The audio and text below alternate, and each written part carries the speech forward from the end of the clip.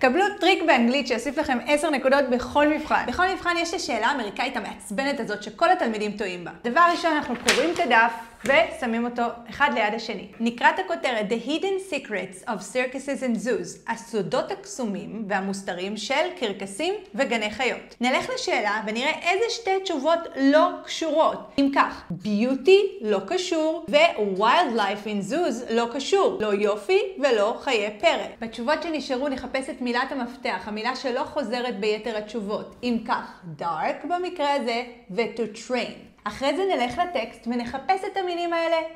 הנה אני מוצאת את המילה dark. אם כך התשובה תהיה B.